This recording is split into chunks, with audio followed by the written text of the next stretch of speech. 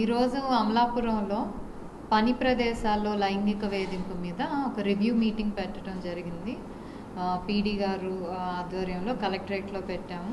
So ఇక్కడ ఏంటంటే అన్ని గవర్నమెంట్ డిపార్ట్మెంట్స్ నుంచి, అలాగే private organisations, education department, health, ఈ అన్ని డిపార్ట్మెంట్స్ నుంచి కూడా వచ్చారు.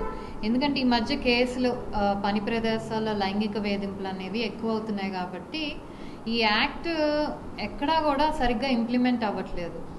చాలామంది కూడా దీన్ని ఏంటో చాలా తేలిగ్గా తీసుకొని ఇదేదో పెద్ద సమస్య కాదన్నట్టు పాష్ యాక్ట్ అనేది ఎక్కడ ఇంప్లిమెంట్ అవ్వట్లేదు. కాబట్టి మేము విమెన్ కమిషన్ తరపు నుంచి ప్రతి జిల్లాలో ఒక డిస్ట్రిక్ట్ రివ్యూ మీటింగ్లా పెడుతున్నాము. సో ఈరోజు దాదాపు ఒక 600-700 మంది వచ్చారు. వీళ్ళల్లో కూడా ఐసీ మెంబర్స్, కమిటీ మెంబర్స్ ఉన్నారు.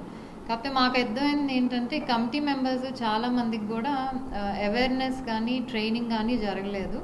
సో దాని మీద కూడా ఫోకస్ పెడతాం. ఎందుకంటే ఈ మధ్య చూస్తున్నాం, రీసెంట్గా లైంగిక వేధింపులు సోషల్ మీడియాలో ఎంత ఇదవుతున్నాయో. రీసెంట్గా ఒక ఇన్స్పెక్టర్ ఇష్యూ కానీ, ఇంకో జిమ్ ఇష్యూ కానీ, లేకపోతే కాలేజెస్లో కూడా ఇవన్నీ జరుగుతున్నాయి. కాబట్టి మేము కమిషన్ తరపు నుంచి దీన్ని కొంచెం సీరియస్గా తీసుకొని ప్రతి కంపెనీ కూడా దీన్ని ఐసీ కమిటీని ఇంప్లిమెంట్ చేసేటట్టు మేము యాక్షన్ తీసుకున్నాం. ఒకవేళ కనుక ఎవరైనా దీన్ని ఇంప్లిమెంట్ చేయకపోతే ఈ యాక్ట్ అనేది, పాష్ యాక్ట్ అనేది కానీ ఐసీ కనుక ఫామ్ చేయకపోతే దీనికి లీగల్ కాంప్లికేషన్స్ కూడా ఉంటాయి.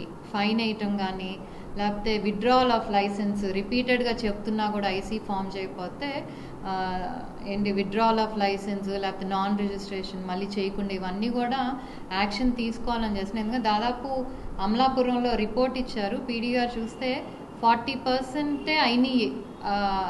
అంటే పాష్ యాక్ట్ ఇంప్లిమెంట్ చేస్తున్నాయి. అలాగే ఐసీ కమిటీస్ ఓన్లీ 40% ఆఫ్ కంపెనీసే ఫామ్ చేసినాయి. దీనిలో చాలామంది ప్రైవేట్ కంపెనీస్ కానీ, బ్యాంక్స్ కానీ, వీళ్ళెవరు కూడా దీన్ని సీరియస్గా తీసుకోవట్లేదు. సో దాని మీద మేము యాక్షన్ అనేది తీసుకుంటాం. అలాగే కలెక్టర్ కూడా ఈరోజు ఏదైతే మీటింగ్ జరిగింది